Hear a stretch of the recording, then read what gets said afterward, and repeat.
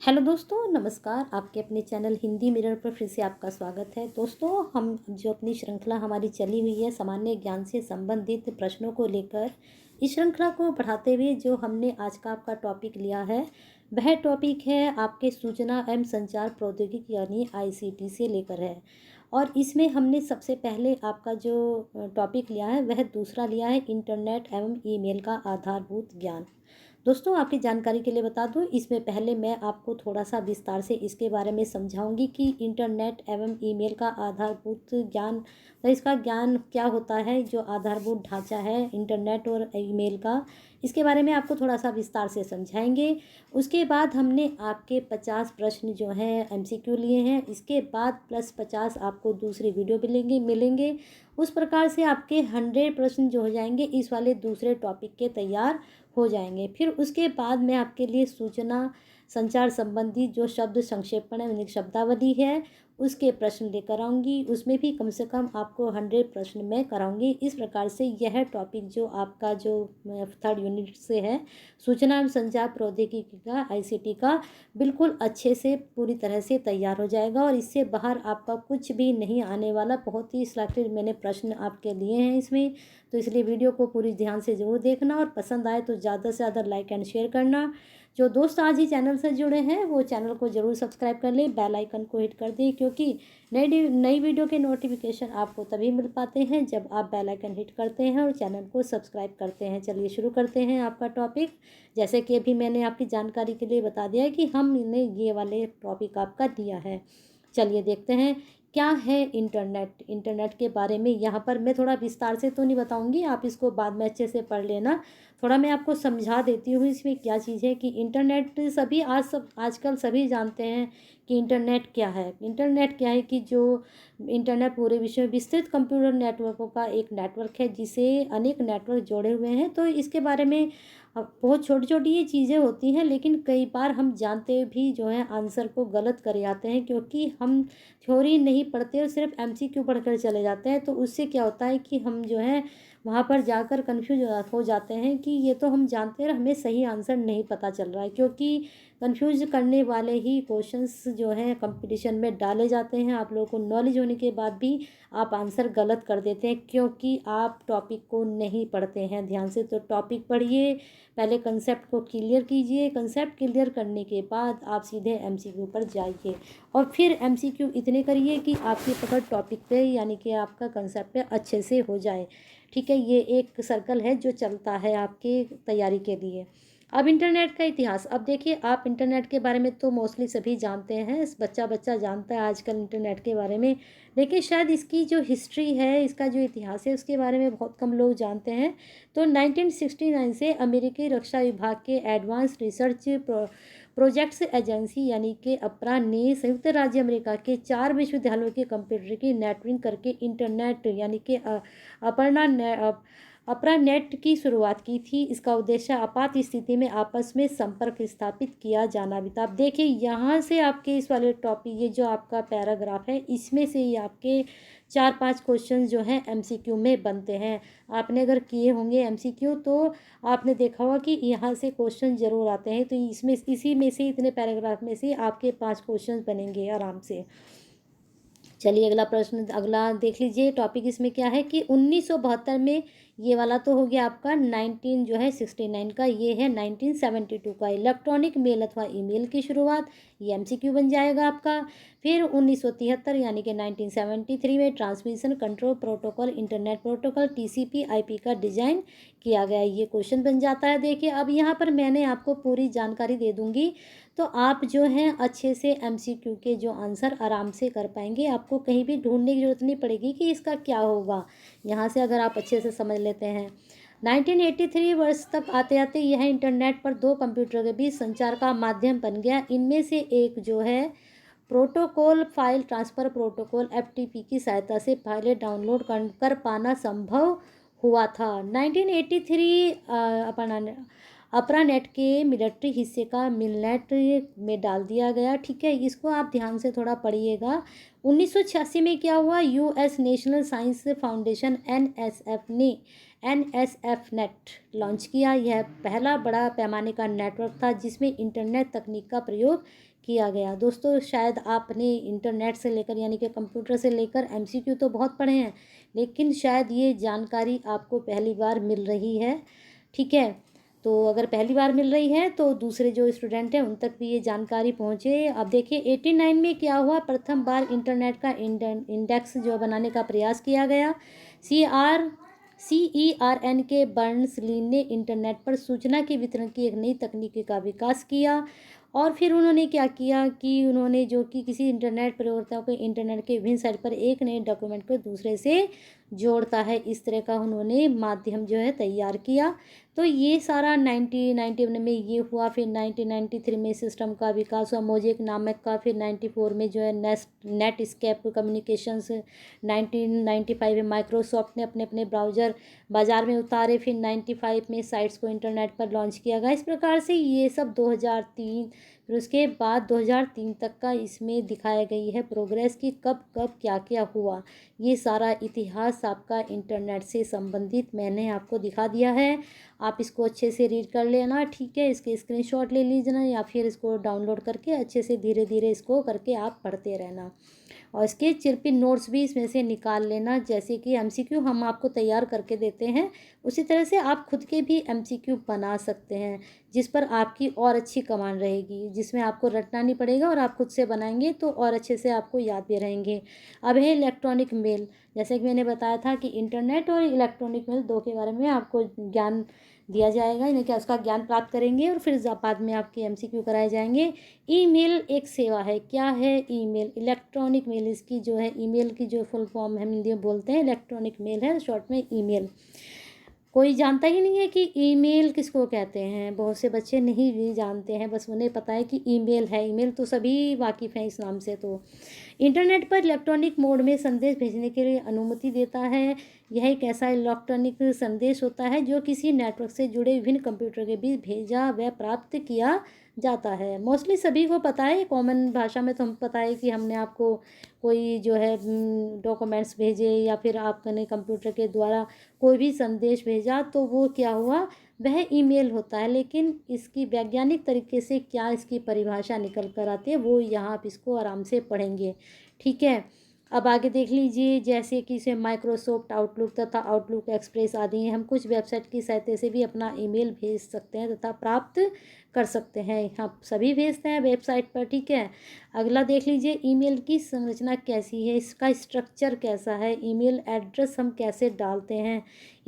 सभी वैसे डालते ही हैं ईमेल की, शुरू में ये आता है, फिर उसके बाद ये आता है ईमेल एड्रेस किस तरह।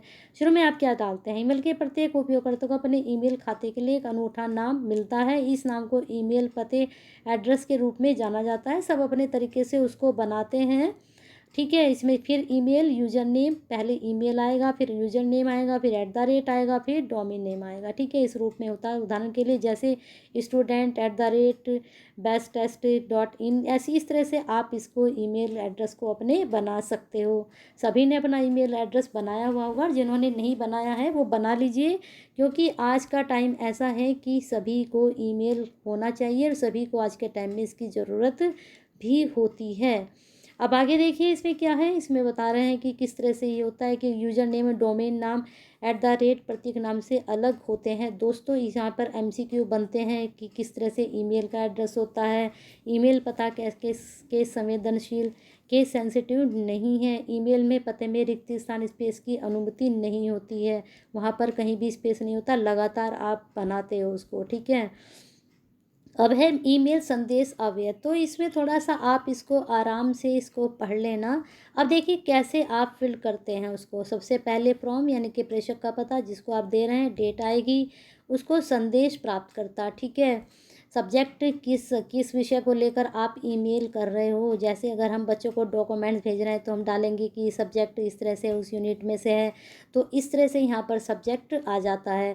CC में इसका अर्थ है कि ये वाला क्वेश्चंस बहुत आता है आपके एग्ज़ाम में। कार्बन कॉपी इसमें से प्राप्तकर्ता होते हैं जिनको भी हम जानकारी देना चाहते हैं, लेकिन वह लक्षित प्राप्तकर्ता नहीं होते हैं। BCC ये इसका फुल फॉर्म है ब्लैक कार्बन कॉपी। वे लोग जो संदेश प्राप्त करते हैं लेकिन इसकी जानकारी संदेश प्रेषक द्वारा दूसरों को नहीं देना चाहता है, मतलब वो उसको क्या रखना चाहता है, अपने पास ही सेफ रखना चाहता है। और दोस्तों ये CC इनकी जो है फुल फॉर्म आती है, BCC इसकी फुल फॉर्म आती है। तो ये जो आपके फुल फॉर्म में भी आते हैं। अब आते हैं ग्रीटिंग। ग्रीटिंग मतलब अभिवादन टेक्स्ट यानी कि पत्र संदेश। फिर सिग्नेचर हस्ताक्षर एक ईमेल संदेश का अंतिम भाग, जिससे प्रेषक का नाम, पता, पदवी जो भेज रहा है वो अपना पता सब कुछ उसमें डालकर देगा। चलिए अब चलते हैं ईमेल के लाभ। ये सब आप पढ़ लेना, क्या फ़ायदे हैं। फ़ायदे सभी को पता है कि ये छापने योग्य है, सुविधाजनक है। हम कहीं भी एकदम से अपना जो है सेंड कर सकते हैं, कुछ भी हमारा टॉपिक हो उसको लेकर, किसी भी विषय को लेकर, ठीक है। ईमेल के अब आ गए हम क्वेश्चंस पर। दोस्तों इसमें जो हमने क्वेश्चन यहाँ 169 से आपके ये शुरू हुए हैं, 168 से शुरू हुए हैं, ये 168 है नहीं यहाँ पर ये, ठीक है। तो 169 से ये आपके प्रश्न शुरू हैं। तो इस प्रकार से आपके ये मैं क्वेश्चंस कराऊंगी। सो मैंने आपको बताया था, और यहाँ पर ये 50 आप इसको 1 मान के चलना, ठीक है। चलिए शुरू करते हैं। निम्नलिखित में से WW किसका संक्षिप्त रूप है। तो ये प्रश्न तो बहुत कॉमन प्रश्न है, एग्जाम में आता ही है। जो बच्चे देते रहते हैं उन्हें तो ये बिल्कुल रट चुका है कि इसका ये उत्तर है। जो नहीं देते हैं शायद उनको प्रॉब्लम हो जाएगी, तो उनकी जानकारी के लिए बता दें कि इसका उत्तर हो जाएगा वर्ल्ड वाइड वेब, ठीक है। अगला क्वेश्चन देख लीजिए। निम्नलिखित में से कौन सा कथन इंटरनेट को परिभाषित करता है। इंटरनेट को कौन परिभाषित करता है। अभी अभी बिल्कुल आपको मैंने ये चीज़ समझाई है कि इंटरनेट कैसे परिभाषित होता है। तो इसका एक नेटवर्क में जुड़े हुए सभी कंप्यूटरों का समूह। शुरू में हमने पहली लाइन में आपको ये चीज़ समझा दी थी। कौन सा विकल्प ईमेल के URL को सही तरीके से दर्शाता है। अभी अभी बिल्कुल अभी हम पढ़कर आ रहे हैं ये। तो 171 का आपका हो जाएगा B www@mail.com। बिल्कुल जिस तरह भी आपको बताया है इसका उत्तर। निम्नलिखित में से HTML मूल रूप से किसको डिजाइन करने के लिए प्रयोग किया जाता है। दोस्तों एक चीज़ और बता दूं, इसको अगर आप ऐसे लिख लोगे ना HTML, तो ये आपको आसानी होगी समझने में, ठीक है। इसको आप ऐसे लिख लेना। अगर ऐसे लिखा हुआ है तो आप उसको हिंदी में लिखना होगा, क्योंकि क्वेश्चंस का कुछ पता नहीं चलता, वो हिंदी में ही पूछ सकते हैं आपसे इस तरह। तो आपको आप घबरा ना जाए कि भी HTML क्या है, हमने तो ऐसे पढ़ा था। तो हिंदी इंग्लिश दोनों में आप उसको लिख के रखें। यह प्रश्न 2008 में आया भी है दिसंबर में। तो 172 का आपका उत्तर हो जाएगा इसमें जो है A वेब पेज, ठीक है। अधिकतर तो आजकल सभी इंटरनेट के बारे में जानते हैं, तो मोस्टली क्वेश्चंस का तो आंसर सभी को पता होगा, लेकिन जिनका नहीं पता है तो यहाँ से आप जानकारी प्राप्त कीजिए और अच्छे से अपने पेपर को अटेम्प्ट कीजिए। चलिए अगला प्रश्न देख लीजिए। निम्नलिखित में से कौन सा प्रोटोकॉल संदेश को छोटे पैकेट्स में विभाजित करके उनका पुनः संयोजन करके तथा पता आदि विषयों के बारे में नियम निर्धारित करता है। बिल्कुल अभी अभी जस्ट आपको ये थ्योरी में पढ़ा है, TCP/IP, ठीक है। अगला प्रश्न है, दिशा निर्देशों या मानकों का ऐसा सेट जो यह निर्धारित करता है कि डेटा फाइलों को एक कंप्यूटर से दूसरे कंप्यूटर तक किस प्रारूप में भेजा जाए। तो कौन करता है ये। तो इसका आपका उत्तर हो जाएगा FTP। क्या होती है इसकी full form, file transfer protocol, ठीक है। निम्नलिखित से कौन सा प्रोटोकॉल ईमेल के आदान। दोस्तों इनकी जो है आपको फुल फॉर्म भी, हाँ ये शब्दावली मैं आपको नेक्स्ट वीडियो जब ये 100 क्वेश्चन पूरे हो जाएंगे, ये आप घबराइए मत कि FTP क्या है, TCP क्या है, SMTP क्या है। तो इन सब की शब्दावली होती है, ये मैं आपको जो है जब ये 100 क्वेश्चन आपके कंप्लीट हो जाएंगे, जैसा कि ऊपर आप देख लीजिए, एक बार यहाँ पर आना पड़ेगा हमें, जो मैंने आपको बताया था थोड़ा सा यहाँ पर आना पड़ेगा इकाई 3 में। यहाँ पर ये मैंने बताया था कि शब्दावली मैं आपको कराऊंगी, तो यहाँ पर ये सब चीज़ें आपको मिलेंगी जब आपकी इस तरह की कोई वीडियो डालूंगी। ये 100 क्वेश्चंस कराने के बाद कहाँ थे हम, हाँ यहाँ पर थे हम, ये वाला हमने कर लिया था। अब आते हैं यहाँ 176 पर। निम्नलिखित में से SMTP मैंने कहा था, आप ऐसे लिख लीजिए SMTP, ठीक है। बहुत आसान रहती हैं चीज़ें करने ऐसी। तो अब इसकी आपको संक्षिप्त यानी कि फुल फॉर्म बतानी है। तो इसका आपका उत्तर हो जाएगा 176 का B simple mail transfer protocol, ठीक है। अगला प्रश्न है, यदि वेब पेज खोज के दौरान एक बड़ी संख्या बहुत कम प्रासंगिक जानकारी के साथ दस्तावेज सामने आते हैं, तो निम्नलिखित में से कौन सा विकल्प सही माना जाएगा। तो 2006 में जून में ये प्रश्न उत्तर आया भी है, प्रश्न आया है आपका 177 का, इसमें उत्तर हो जाएगा A कम स्मृति, ठीक है। अगला प्रश्न है, एक वेब पेज पर यदि हम किसी शब्द को क्लिक करते हैं तो एक नया डॉक्यूमेंट खुल जाता है, इसको क्या कहा जाता है? बहुत अच्छा प्रश्न है ये। 178 का हाइपरलिंक कहा जाता है, वो हाइपरलिंक होने लगता है। अगला प्रश्न है, निम्नलिखित में से कौन सा एक विशिष्ट वेब पेज और वेब पर इसके कंप्यूटर की पहचान करता है? तो इसका आपका उत्तर हो जाएगा डी, डोमेन नेम या डोमेन नाम। निम्नलिखित शब्दों में से कौन सा Amazon.com के सभी वेब पृष्ठों पर समान रूप से लगा होता है? ये सभी को पता होना चाहिए। इसका है वेबसाइट। बहुत अच्छा प्रश्न है ये। चलिए अगले पर चलते हैं। निम्नलिखित में से एक्सप्लोरर और फायरफॉक्स किस वर्ग के सॉफ्टवेयर के अंतर्गत आते हैं? फायरफॉक्स तो मुझे लगता है सभी स्टूडेंट को पता होगा कि किसके अंतर्गत आता है, शायद इसके बारे में ना पता हो तो आपको बता देते हैं। 181 का सी, ये ब्राउज़र्स के अंतर्गत आते हैं। चलिए, निम्नलिखित में से फायरवॉल का उपयोग किस से संचार नेटवर्क की रक्षा के लिए किया जाता है? बहुत अच्छा प्रश्न है। तो आपका इसका उत्तर हो जाएगा ए, अनधिकृत हमलों से, जिनका अधिकार भी नहीं है तब भी वो हम पर जो हमला करते हैं, तो उनसे बचाव के लिए। एक इंटरनेट के रूप में एक साधारण टेलीफोन के उपयोग को क्या कहा जाता है? एक इंटरनेट के रूप में एक साधारण टेलीफोन के उपयोग को क्या कहा जाता है? अच्छे से प्रश्न को समझिए, आता ही है। 183 का आपका हो जाएगा सी, वॉइस लाइन। ठीक है। अगला प्रश्न है, निम्नलिखित में से कौन सा ISP निःशुल्क है? तो इसमें कौन सा ISP, सारे ही ISP हैं, लेकिन इसमें कौन सा निःशुल्क है और बाकी के शुल्क वाले हैं? तो 184 का आपका हो जाएगा सी, नेट जीरो। बाकी ये शुल्क लगता है इनका। निम्नलिखित से कौन सी वर्चुअल रियलिटी वेबसाइट है? वर्चुअल, ठीक है। तो 185 का आपका क्या हो जाएगा? बी, इसमें सेकंड लाइफ। ठीक है।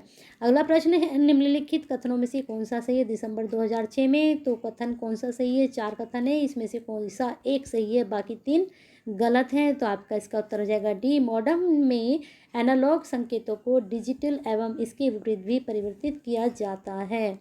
ठीक है। अगला प्रश्न है, निम्नलिखित में से कौन सा विकल्प एक शैक्षिक वेबसाइट को संदर्भित करता है जो उसके सदस्यों को अनुमति देता है कि वे और सूचना जोड़ सकें और सूचना बदल सकें? तो कौन देता है ये अनुमति? तो 187 का आपका हो जाएगा सी, विकी देता है, बाकी नहीं देते हैं। अगला प्रश्न है, आप एक प्रसारण व्यवस्था बनाना चाहते हैं जिसको इंटरनेट से डाउनलोड भी किया जा सकता है, जो निम्नलिखित से आपकी किस रचना करना चाहते हैं? तो 188 का आपका हो जाएगा उत्तर इसमें सी, पॉडकास्ट। ठीक है। अगला प्रश्न है, इन सभी इस शब्द से वाकिफ भी हैं, पॉडकास्ट क्या है, सभी इस बारे में जानते हैं। इंटरनेट पर वीडियो ट्रांसमिशन जिसको विलंबित लाइव कास्टिंग कहा जाता है, तो वह क्या है? तो ये 189 का आपका उत्तर हो जाएगा इसमें डी, रियल टाइम वीडियो। अगला प्रश्न है आपका, यह एक बहुत ही उच्च गति का आंकड़ा संचरण लाइन है जो विश्व में अपेक्षाकृत छोटे लेकिन उच्च गति के इंटरनेट से प्रदाता और वाणिज्य से शैक्षणिक सेना नेटवर्क सुविधाएं आदि प्रदान करता है। तो इसको क्या कहा जाता है, इसको क्या कहते हैं? तो 190 का आपका उत्तर हो जाएगा, क्या हो जाएगा बताइए दोस्तों जल्दी से, अगर आपको पता है तो देखिए सही गया है क्या? इसका होगा बैकबोन। ठीक है। अगला प्रश्न है, अपनी शिकायतों को प्रकट करने हेतु वेबसाइट का उपयोग करने को क्या कहा जाता है? जब अपनी शिकायतें आप डालते हैं तो उसको क्या कहते हैं? तो 191 का आ जाएगा साइबर पेटिंग। ठीक है। अगला प्रश्न देख लीजिए, निम्नलिखित में से कौन से दूरसंचार हार्डवेयर का उपयोग करके आप वेब की पहुंच कर सकते हैं? कौन से हार्डवेयर का उपयोग करके? तो 192 का आपका उत्तर हो जाएगा बी, मॉडेम का। ठीक है। बहुत अच्छा प्रश्न है, मॉडेम में से प्रश्न जरूर आते हैं। BO, इसको देख लीजिए, हम इसको पहले ऐसे लिखेंगे VOIP। ठीक है। VOIP तकनीक का उपयोग करके उपभोक्ता वॉइस कॉल को रूपांतरित कर सकते हैं। कैसे? 193 का ए, एनालॉग से डिजिटल में। ठीक है। अगला प्रश्न देख लीजिए, निम्नलिखित में कौन सा डोमेन मूलतः गैर लाभदायक संगठनों के लिए होता है? ये क्वेश्चन वेरी इंपॉर्टेंट जरूर आता है, इसको अच्छे से आप नोट डाउन करें। तो 194 का आपका उत्तर हो जाएगा B.org। ठीक है। ऑर्गेनाइजेशन। निम्नलिखित में से कौन सा इंटरनेट कनेक्शन स्थापित करने का विकल्प है? इंटरनेट जो है कनेक्शन आप स्थापित करते हैं तो कौन से विकल्प से आप करते हैं? तो 195 का आपका उत्तर हो जाएगा डी, उपरोक्त सभी से, डायल अप कनेक्शन से भी, डिजिटल सब्सक्राइबर लाइन से भी और ब्रॉडबैंड से भी। चलिए अगला प्रश्न देख लीजिए, निम्नलिखित में कौन सा इंटरनेट पर सूचना सुरक्षा से संबंधित है? दिसंबर 2009। ठीक है, देख लीजिए 196 का आपका उत्तर हो जाएगा डी, सूचना पुनः प्राप्ति, इंफॉर्मेशन रिट्राइवल। ठीक है, अगला प्रश्न देख लीजिए, बिट का अर्थ है, बहुत अच्छा प्रश्न और आता ही है, दिसंबर 2009 में भी आया और हो सकता है आपके इस बार भी एग्जाम में आ जाए। तो 197 का आपका उत्तर हो जाएगा सी। इसको तो बिल्कुल आप रट डालिए इस वाले को। ठीक है, बाइनरी डिजिट।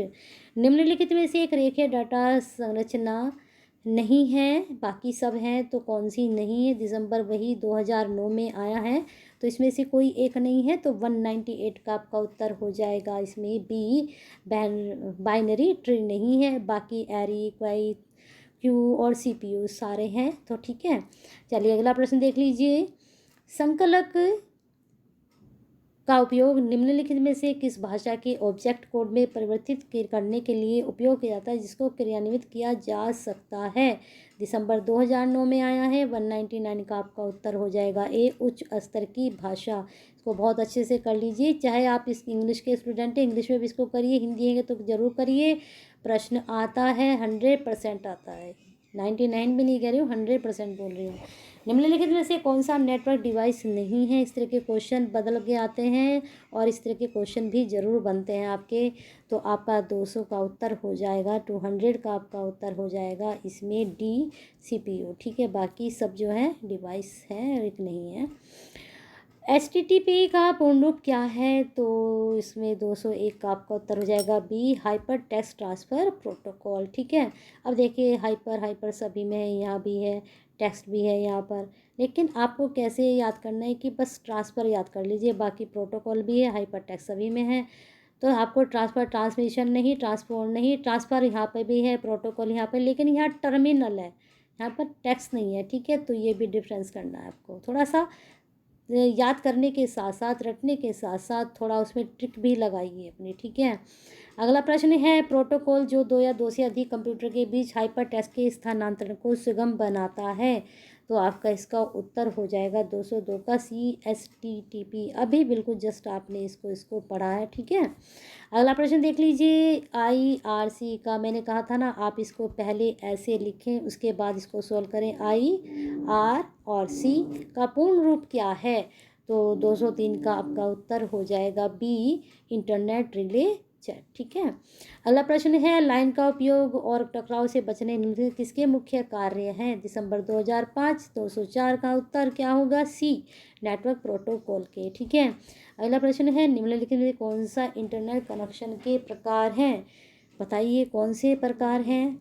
205 का आपका उत्तर है इसमें डी, उपरोक्त सभी, ये भी। ठीक है, अगला प्रश्न है, इंटरनेट के प्रारंभिक विकास को सबसे पहले निम्नलिखित में से किससे सहायता प्राप्त हुई है? इंटरनेट के प्रारंभिक विकास को सबसे पहले किससे सहायता प्राप्त हुई थी? तो 206 का आपका उत्तर हो जाएगा इसमें ए, ARPANET से। ठीक है, निम्नलिखित में से कौन से संगठन ने इंटरनेट एक्सप्लोरर का आविष्कार किया और जारी किया? तो बताना है निम्नलिखित कौन से ने संगठन ने इंटरनेट एक्सप्लोरर का आविष्कार किया और जारी किया। बहुत अच्छा प्रश्न, नोट डाउन जरूर करें। तो 207 का आपका उत्तर हो जाएगा ए, माइक्रोसॉफ्ट ने। निम्नलिखित से गोफर प्रोटोकॉल का प्रयोग किस कार्य के लिए किया जाता है? ये प्रश्न बहुत अच्छा है, इसको भी जरूर नोट करें आप। इसमें डी, उपरोक्त सभी का, इंटरनेट पर दस्तावेज का वितरण, इंटरनेट पर दस्तावेजों को, इंटरनेट पर दस्तावेजों की पुनः प्राप्ति। चलिए अगला प्रश्न, वर्ल्ड वाइड वेब पर शुरू में ही आपने किया था, सर्वप्रथम किसके द्वारा प्रस्तावित किया गया? आपने इसकी फुल फॉर्म पढ़ी थी, लेकिन यह नहीं जाना था किसने इसको प्रस्तावित किया था, जान लीजिए। तो इसमें आपका उत्तर हो जाएगा बिल रॉजर्स ने। बहुत अच्छा प्रश्न है, दोनों को इनको अटैच करके तब इसको याद करना। निम्नलिखित में से इंटरनेट के कौन से उपयोग हैं? तो यहाँ पर 3 दे रखे हैं, 3 हैं या फिर कोई एक आधा ही है। तो 210 में आपका उत्तर कौन सा बनता है? डी, यानी कि उपरोक्त सभी, संचार भी है, सूचना की प्रस्तुति भी है, सूचना पुनः प्राप्ति भी है, इंटरनेट के उपयोग हैं। चलिए अगला देख लीजिए। .edu डोमेन के लिए प्रयोग किया जाता है। .edu के डोमेन कौन सा होता है, इसका भी आपने प्रश्न एक तरह से दूसरी तरीके से पढ़ा था। इन दोनों को आपस में अटैच करके तब पढ़ना इनको। मैं बार बार कहती हूँ प्रश्नों को अटैच करना सीखिए तो जल्दी याद हो जाते हैं। इसका उत्तर होगा शैक्षिक संस्था के लिए। देखिए वहाँ पर दूसरी तरीके से पूछा, यहाँ दूसरी तरीके से वही प्रश्न आपसे पूछ लिया गया। URL ठीक है, मैंने कहा था अलग अलग करके लिखना है। पूर्ण रूप क्या है, आधी समस्या तो यहीं ख़त्म हो जाती है आपकी। अब यूनिफॉर्म यूनिटाइज, ये तो अब इनमें से पहले छाटेंगे। यहाँ पर रिसोर्स, यहाँ पे रिसोर्स, सब रिसोर्स यानी कि बीच का तो एक ही रहेगा। लेकिन यहाँ पर लाइब्रेरी लोकेटर, अब लाइब्रेरी लोकेटर में से एक होगा तो 212 का आपका उत्तर हो जाएगा बी, यूनिफॉर्म रिसोर्स लोकेटर। तो ठीक है, इसको आप ऐसे याद कर सकते हैं। वहाँ पर भी जब आप एग्ज़ाम में भले आपको कितना पता रहे आप भूल जाते हैं, वहाँ पर भी आप इसी तरह की कुछ ट्रिक अपनाए करें। और दोस्तों एक चीज़ अप्रोच एक और लगती है आपकी, अगर आपको आप डेफिनेटली नहीं है किसी आंसर में तो आप क्या करेंगे, आपको लगता है कि ये तो है ही नहीं है, ये तो है ही नहीं, तो उनको पहले ही आप जो है एलिमिनेट कर दें। बाकी दो को आप बचा के रखें और फिर जिसका आपका मन कहे ज़्यादा उसको आप टिक करिए अगर आपसे आंसर नहीं आता है। ये भी एक ट्रिक होती है आंसर करने की। और जिसमें आप श्योर होते हैं 100% उसमें दिल खोल के लगाइए आंसर को। अगला देख लीजिए, ईमेल का मुख्य लाभ क्या है। ईमेल का मुख्य लाभ 213 का आपका हो जाएगा। उपरोक्त सभी लाभ हैं, तीव्र गति देते हैं, रिकॉर्ड कीपिंग है, कम लागत लगती है। सभी हम लोग सभी वाकिफ़ हैं कि ईमेल के कितने लाभ हैं। इससे अलग भी हम लोग किसी भी तरह से इसके आराम से बता सकते हैं, लाभ गिनवा सकते हैं।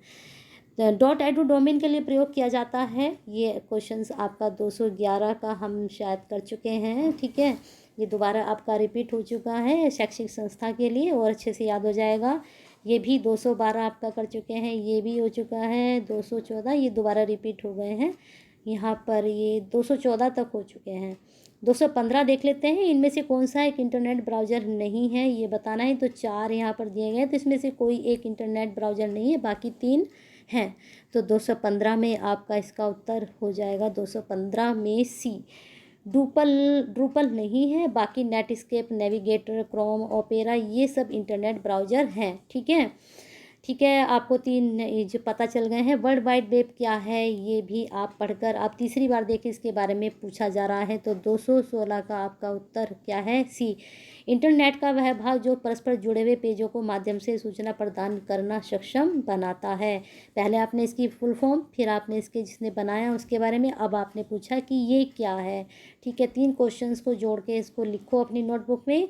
निम्नलिखित में से कौन सा एक सर्च इंजन है। 4 दीर्घ है, एक ही सर्च इंजन है, बाकी नहीं है। तो इसका आपका उत्तर हो जाएगा बी, गूगल। सिर्फ गूगल है, बाकी ये नहीं है। अगर आपको पता है ये क्या है, अभी तो नेटस्केप के बारे में आपने पढ़ा था ऊपर, क्या है नेटस्केप, यहाँ पर पढ़ा है इंटरनेट ब्राउज़र नहीं है। तो ये इंटरनेट ब्राउज़र है, सर्च इंजन नहीं है। ठीक है, URL क्या है, URL के बारे में अभी आपने पढ़ा था क्या है।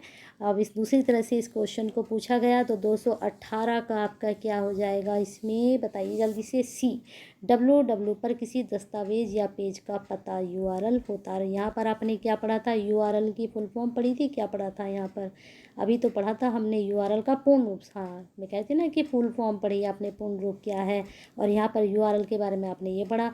तो दोस्तों एक ही तरह के जहाँ पर एक ही टॉपिक या ये जैसे URL को लेकर 2 क्वेश्चन पूछ लिए गए, www को लेकर 3 क्वेश्चन पूछ लिए गए, तो इस तरह के जो शब्द हैं आपके उनको आप जोड़कर उनके बारे में लिखें अपनी नोटबुक पर। ये सबसे अच्छा तरीका मैं आपको बता रही हूँ याद करने का।